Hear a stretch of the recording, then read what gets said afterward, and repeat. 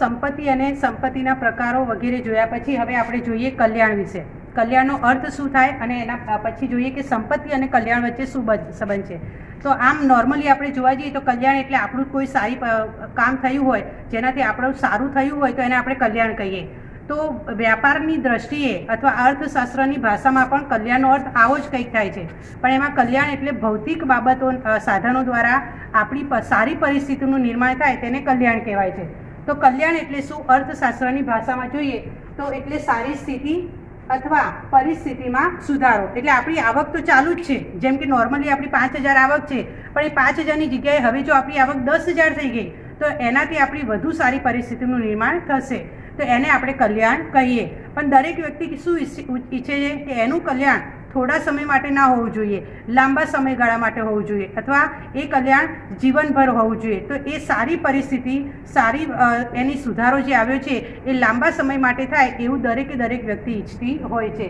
તો ભૌતિક જીવન ધોરણમાં સુધારો અને વધુ સારી સ્થિતિનું નિર્માણ એટલે કલ્યાણ કહેવામાં આવે છે. હવે અહીંયા ભૌતિક શબ્દ આપ્યો છે.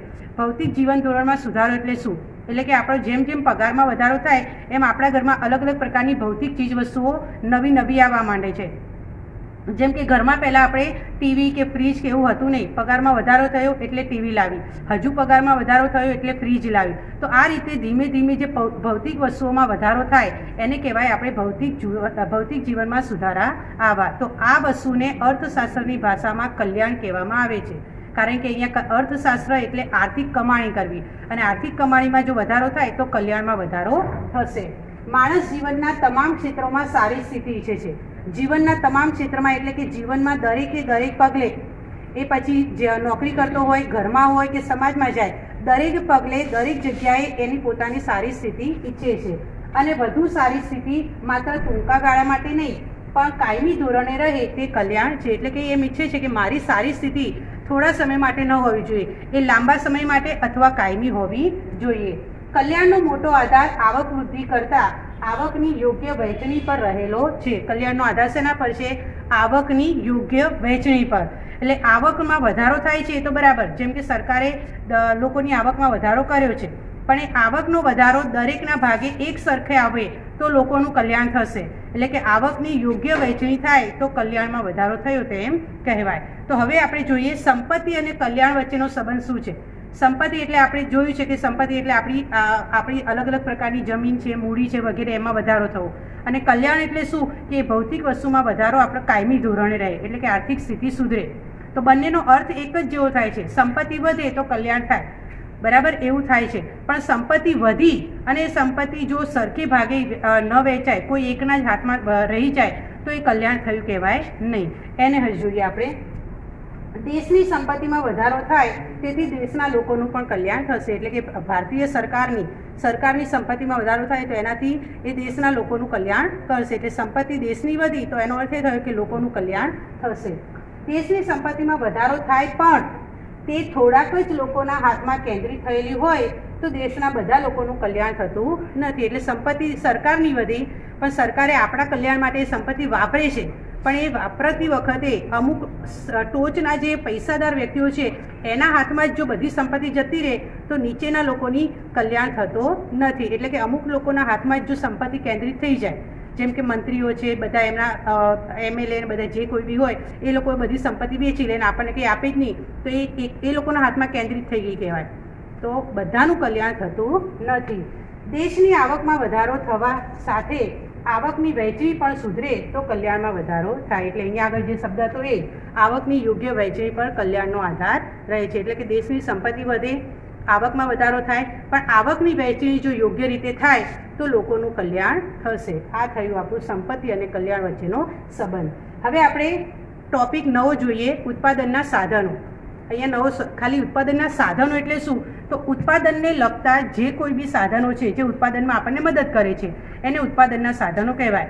તો હવે જ્યારે બી આખા અર્થશાસ્ત્રમાં તમને એમ કહેવામાં આવે કે ઉત્પાદનના સાધનો, તો ઉત્પાદનના 4 સાધનો તમારે સમજી લેવાના: જમીન, મૂડી, શ્રમ અને નિયોજક. જમીનને ખબર છે આપણને, શ્રમ એટલે જે મજૂર કામ કરે છે એને શ્રમ કહેવાય, એટલે કામ કરે છે અને શ્રમિક કહેવાય, અને એની મહેનતને આપણે શ્રમ કહીએ. મૂડી એટલે કે આપણી જે સંપત્તિ છે, જેમ કે ટ્રેક્ટર છે, પૈસા છે, આપણી મિલકત છે, એને મૂડી કહીએ.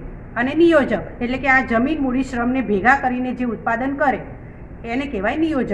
એટલે જ્યારે પણ હવે અર્થશાસ્ત્રમાં તમને એમ કહેવાય કે ઉત્પાદનના સાધનો, તો જમીન મૂડી શ્રમ નિયોજક, આ 4 વસ્તુને તમારે ધ્યાનમાં રાખવાની. તો આ 4 વસ્તુનો અર્થ અને તેના લક્ષણો જોઈએ આપણે. તો ઉત્પાદનના સાધનોમાં પહેલું છે જમીન, પછી છે શ્રમ, ત્રીજું છે મૂડી અને ચોથું છે નિયોજક. તો પહેલાં આપણે જમીન વિશે જોઈએ, જેને પ્રોફેસર માર્શલે કહ્યું છે મનુષ્યને ઉત્પાદનમાં મદદરૂપ થતા કુદરતી પરિબળો જમીન છે. કુદરતી પરિબળ કહેવાય. જમીન એ કુદરતી પરિબળ છે, એ આપણે કોઈ માનવ સર્જિત સાધન નથી, આપણે એને બનાવ્યું નથી, માટે એને કુદરતી પરિબળ કહેવામાં આવે. હવે જમીન કોને કહેવાય? તો જમીન ઉપર જે કંઈ પણ છે, સૂર્યપ્રકાશ, હવા, ખનિજ, પછી ઝાડ, નદી, પર્વતો, આ બધું એ બધાનો સમૂહ એટલે જમીન કહેવામાં આવે છે. તો સૂર્યપ્રકાશ, પાણી, હવા, આબોહવાનો સમૂહ એટલે જમીન. ખનિજ, ખાણ, પર્વત, નદી, ગરમી વગેરેને આધારે આપણે જમીનના લક્ષણો જોઈએ. એટલે કે આ બધાને પણ જમીનમાં લઈએ તો જમીનના લક્ષણો કયા છે? તેમાં પહેલું છે જમીન એ કુદરતી બક્ષિસ છે, એટલે કે એ માનવ સર્જિત સાધન નથી, માનવીએ બનાવેલું નથી. બીજું, જમીનનો કુલ પુરવઠો સ્થિર છે, પુરવઠો એનો સ્થિર છે. એટલે આપણે એમ કહીએ કે મારી પાસે જમીન 2 એકર જમીન છે, મારે એ જમીનને 2 એકરમાંથી 4 એકર કરવો છે, તો આપણી જાતે આપણે જમીનનો ટુકડો વધારી શકીએ નહીં. જમીન જેટલી છે એટલી જ રહેવાની છે, એનો પુરવઠો આપણે વધારી શકતા નથી. તો જમીનનો પુરવઠો સ્થિર છે. અગતિશીલ એટલે કે જમીનને એક જગ્યાએથી બીજી જગ્યાએ આપણે લઈ જઈ શકતા નથી. આપણે આપણા ઘર આપણું વેચીને બીજી જગ્યાએ જઈએ છીએ, પણ આપણું ઘર ઉપાડીને બીજે લઈ જઈ શકીએ છીએ?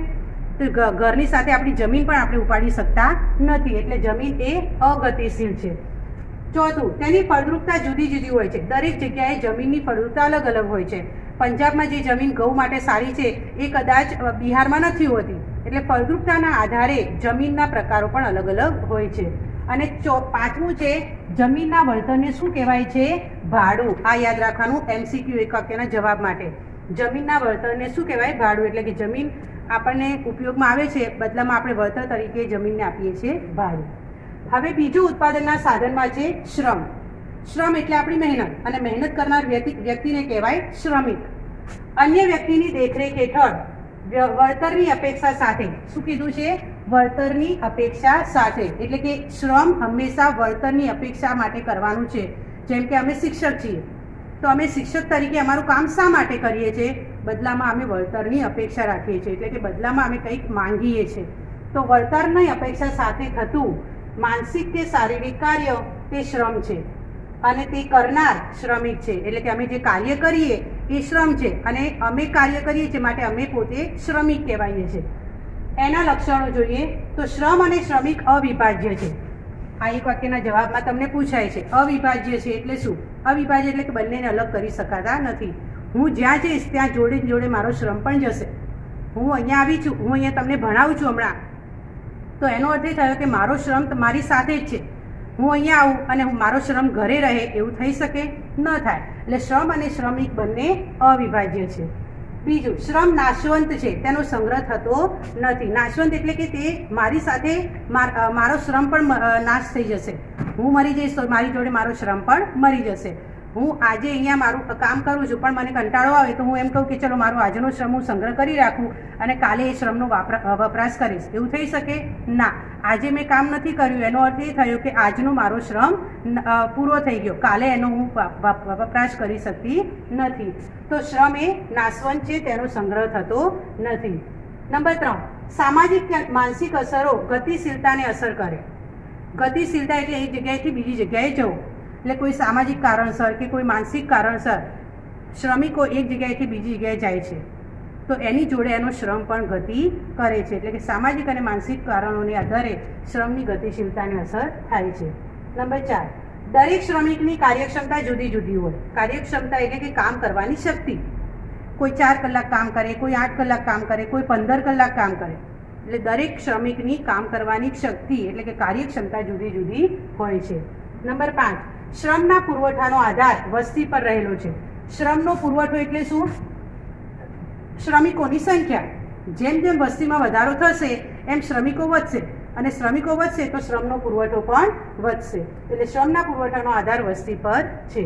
અને 6 આ પણ ફરીથી ઇમ્પોર્ટન્ટ, શ્રમના વળતરને વેતન કરે છે. એટલે કે શ્રમિકો જે કાર્ય કરે છે એના બદલામાં વળતર સ્વરૂપે એમને શું મળે છે? વેતન મળે છે. આ થયું આપણું બીજું ઉત્પાદનનું સાધન શ્રમ. હવે ત્રીજું જોઈએ મૂડી. મૂડી એટલે આપણી પાસે જે કંઈ પણ એવી વસ્તુ છે જેને વેચીને આપણે પૈસા લઈ શકીએ અથવા જે આપણને બીજી વસ્તુના ઉત્પાદનમાં મદદ કરે છે એને કહેવાય આપણે મૂડી. મૂડી એટલે એવી ભૌતિક વસ્તુઓ, અહીંયા પાછું એમ કીધું છે ભૌતિક વસ્તુઓ, એટલે એનો અર્થ એ થયો કે મૂડીનું પણ ઉત્પાદન માનવે કર્યું છે. ભૌતિક વસ્તુઓ જે ઉત્પાદનમાં મદદરૂપ થાય છે. મૂડી એવી ભૌતિક વસ્તુ છે જેનું ઉત્પાદન થાય છે અને હવે તે ઉત્પાદનમાં મદદ કરે છે. એટલે મૂડીને પણ આપણે ઉત્પાદન કર્યું છે પરંતુ હવે એનો આપણે ઉત્પાદનમાં ઉપયોગ કરીએ છીએ. જેમ કે ઉદાહરણ આપ્યું છે અહીંયા ટ્રેક્ટર. ટ્રેક્ટરનું આપણે ઉત્પાદન કર્યું છે, હવે ટ્રેક્ટરનો ઉપયોગ ખેતીમાં થાય છે. એટલે કે ટ્રેક્ટર હવે આપણને ઉત્પાદનમાં મદદ કરે છે. એટલે કે ટ્રેક્ટરનું ઉત્પાદન થયું છે અને હવે તે ખેતીના ઉત્પાદનમાં મદદ કરે છે. તો મૂડીના લક્ષણો જોઈએ તો પહેલું માનવ સર્જિત સાધન છે. ટ્રેક્ટરને માનવે બનાવ્યું છે એટલે માનવ સર્જિત સાધન છે. નંબર 2 સૌથી વધુ ગતિશીલ સાધન. એને ગમે ત્યારે ગમે ત્યાં એક જગ્યાએથી બીજી જગ્યાએ લઈ જઈ શકીએ. ટ્રેક્ટરને બી લઈ જઈ શકીએ, એવી રીતે બીજી કોઈ પણ ભૌતિક વસ્તુઓ જેનું ઉત્પાદન આપણે કર્યું છે એ બધાને આપણે એક જગ્યાએથી બીજી જગ્યાએ લઈ જઈ શકીએ. ઇવન નાણાં એટલે કે પૈસાને પણ આપણે એક જ સેકન્ડમાં આપણે અહીંયા બેઠા બેઠા બહારના દેશમાં ટ્રાન્સફર કરી શકીએ છીએ. તો કે સૌથી વધુ ગતિશીલ સાધન. આ તમારું ઇમ્પોર્ટન્ટ. અછત ધરાવતું સાધન છે. એ ભૌતિક વસ્તુ છે, એને આપણે ઉત્પાદન કર્યું છે એટલે ઉત્પાદન એનું થાય છે. એનો અર્થ એ થયો કે ગમે ત્યારે એ અછત ધરાવે છે. બધી જ વસ્તુ વેચાઈ ગઈ હોય તો કોઈ બીજી વ્યક્તિને એ વસ્તુ ન મળે, એનો અર્થ એ કે અછત ધરાવે છે. નંબર 4 એના વળતરને વ્યાજ કહે છે. આ યાદ રાખવાનું, મૂડીના વળતરને વ્યાજ કહે છે. હવે ચોથું ઉત્પાદનનું સાધન છે નિયોજક. નિયોજક એટલે જમીન, મૂડી, શ્રમને સંયોજન કરીને ભેગા કરીને જે ઉત્પાદન કરે એને નિયોજક કહે છે. તો ઉત્પાદનના સાધનોનું સંયોજન કરનાર નિયોજક છે. ઉત્પાદનના સાધનો એટલે જમીન, મૂડી અને શ્રમ.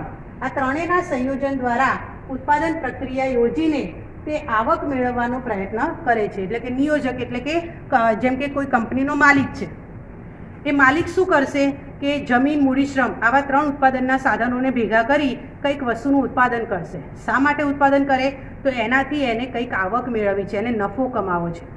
એટલે કે પ્રક્રિયા યોજીને તે આવક મેળવવાનો પ્રયત્ન કરે છે. ત્રણેય સાધનને નિશ્ચિત વળતર આપે. એટલે કે નિયોજક જમીનને વળતર સ્વરૂપે ભાડું આપે, મૂડીને વળતર સ્વરૂપે વ્યાજ આપે અને શ્રમને વળતર તરીકે વેતન આપે. એટલે કે નિયોજક આ ત્રણેયને નિશ્ચિત વળતર આપે છે પરંતુ એનું પોતાનું વળતર, એનો પોતાનો નફો એ નિશ્ચિત હોતો નથી. ક્યારેક નફો ઘણો બધો કમાઈ જાય, ક્યારેક નફો કમાતો નથી. લક્ષણો જોઈએ તેના અર્થને આધારે. તો પહેલું, તે આર્થિક નિર્ણયો કરે. કઈ રીતે ઉત્પાદન કરવું, કઈ યોજનાઓ બનાવી, કેટલા શ્રમિકો રાખવા વગેરે. તે જોખમ ઉઠાવે છે. જો એને નુકસાન જાય તો એણે જોખમ ઉઠાવવાનું. એ જમીન, મૂડી, શ્રમને તો નિશ્ચિત વળતર આપે છે. પછી એને કંઈ પણ પ્રકારનું કોઈ બીજું નુકસાન આવ્યું હોય, આકસ્મિક નુકસાન આવ્યું હોય તો પણ એણે જોખમ ઉઠાવવાનું. એ કાંઈ શ્રમિકોને વેતન ન આપે એવું હોઈ શકે નહીં. ત્રીજું, નિયોજન શક્તિ એનો ગુણ છે. નિયોજકની અંદર જ એની નિયોજન શક્તિ હોય છે. જેમ કે તમને હું ભણાવું છું તો એ મારો ગુણ છે, મારી શક્તિ છે, તો એ એનો ગુણ છે અને એના વળતર સ્વરૂપે એને શું મળે છે? નફો મળે છે. આ યાદ રાખવાનું. તો ચારેયનું તમારું અહીંયા ઉત્પાદનના ચારેય સાધનો અહીંયા પૂરા થાય છે. જમીન, શ્રમ, મૂડી અને નિયોજક. અને ચારેયના વળતરને શું કહેવાય એ ખાસ તમારે ધ્યાન રાખવાનું. હવે છેલ્લો ટોપિક આપણો જોઈએ વ્યાપાર ચક્ર. વ્યાપાર ચક્ર કયા કયા પ્રકારના હોય છે અને પછી છેલ્લે આવશે આપણા વ્યાપાર ચક્રના તબક્કા. તો પહેલાં વ્યાપાર ચક્રના અલગ અલગ પરિવર્તનો જોઈ લઈએ. વ્યાપાર ચક્ર અર્થતંત્રમાં આવતી અસમતુલા, ઉથલપાથલો અને પરિવર્તનો છે. વ્યાપાર ચક્ર એટલે શું? વ્યાપારમાં અલગ અલગ પ્રકારની ઉથલપાથલો આવતી હોય, અસમતુલાઓ સર્જાતી હોય છે, પરિવર્તનો આવતા હોય છે. ક્યારેક મંદી આવે, ક્યારેક તેજી આવે, ક્યારેક મોસમ પ્રમાણે અલગ અલગ વસ્તુઓની માંગ બદલાતી રહે, તો એ પણ એક પ્રકારનું પરિવર્તન છે. તો એના આધારે એના 4 પ્રકાર છે: આકસ્મિક, મોસમી, દીર્ઘકાલીન અને ચક્રવાત. આકસ્મિક એટલે અચાનક એવું પરિવર્તન આવે જેને આકસ્મિક આર્થિક પરિવર્તન કહે છે. જેમ કે વાવાઝોડું આવું, પૂર આવવું વગેરે. તો આ પરિવર્તનો કોઈ એક દેશ કે કોઈ એક ભાગ પૂરતા મર્યાદિત હોઈ શકે. જેમ કે ભારતમાં વરસાદ પડે છે, પણ હમણાં તમે જોવો છો કે કેરળમાં એટલું બધું નુકસાન થઈ ગયું કે એની અસર કેરળને ખૂબ જ ભયાનક રીતે થઈ છે, પણ એ અસર તમે ગુજરાતમાં જુઓ તો કશું જ નથી. એટલે પૂર કેરળમાં આવ્યું છે, કેરળ પૂરતું જ મર્યાદિત છે. એટલે કેરળમાં જે કંઈ પણ ઉદ્યોગ ધંધા હશે એને એનું નુકસાન થશે. તો કોઈ એક ભાગ કે પ્રદેશ પૂરતું પણ એ મર્યાદિત હોઈ શકે. નંબર 2, મોસમી આર્થિક પરિવર્તન. મોસમી એટલે શિયાળો, ઉનાળો, ચોમાસું. આ મોસમ પ્રમાણે લોકોની માંગ બદલાતી રહે. શિયાળામાં ઊનના કપડાં જોઈએ, ચોમાસામાં રેઇનકોટ અને છત્રી જોઈએ, ઉનાળામાં કોટનના અને સુતરાઉ કાપડ જોઈએ. તો આ બધા મોસમી પરિવર્તનો. તો માંગને આધારે દરેક કંપનીએ પોતાના ઉત્પાદનમાં પણ ફેરફાર કરવા પડે અને નિર્ણયો બદલવા પડે. ચોમાસામાં બજારમાં જુદી જુદી માંગ સર્જાય છે, તેમાં સમયાંતરે પરિવર્તનો આવે, એટલે સમય પ્રમાણે એમાં પરિવર્તન આવે છે. નંબર 3, દીર્ઘકાલીન આર્થિક પરિવર્તનો. દીર્ઘકાલીન એટલે કે લાંબા સમયના પરિવર્તનો. એ એક જ દિશામાં વહે છે. લાંબા સમય સુધી પરિવર્તનની પ્રક્રિયા ચાલે છે, એક જ દિશામાં હોય છે, અને આ પરિવર્તનો ચક્રાકાર હોતા નથી, એટલે કે એ વારંવાર બદલાતા નથી. અને છેલ્લું ચોથું પ્રકાર છે એનો ચક્રવાત, એટલે કે સમય પ્રમાણે એ પ્રવાહ બદલાતો રહે છે. ક્યારેક તેજી આવે, ક્યારેક મંદી આવે, એટલે કે ઉર્ધ્વગામી અને અધોગામી પરિવર્તન આવે છે. તો આ થયા આપણા વ્યાપાર ચક્રનો અર્થ અને એના પ્રકાર. હવે એના તબક્કા જોઈશું.